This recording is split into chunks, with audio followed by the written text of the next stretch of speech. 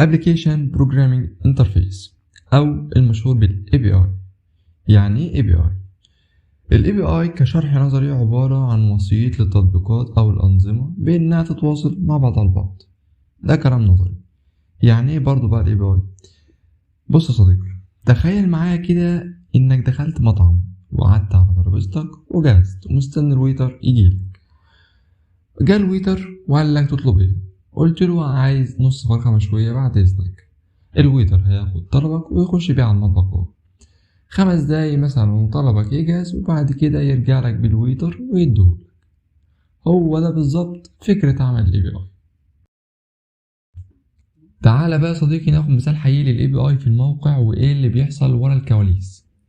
لنفترض مثلا يا صديقي إنك دخلت على موقع أمازون وعايز تخش على صفحة المنتجات. أول ما تقول بسم الله الرحمن الرحيم وتضغط على صفحة المنتجات، هنا الفرونت اند بيبعت طلب لل API إنك محتاج تشوف المنتجات، وبعد كده ال API بيروح يكلم الداتابيز ويجيب منها المنتجات دي، وبعد كده ال API بياخد المنتجات وبيسلمها للفرونت اند، وآخر خطوة وهو الفرونت اند بياخد المنتجات ديت بيعرضها في الصفحة اللي قدام. وبس يا صديقي، ده كان فيديو بسيط عن يعني ايه API، وإن شاء الله أشوفك في فيديو جديد. سلام.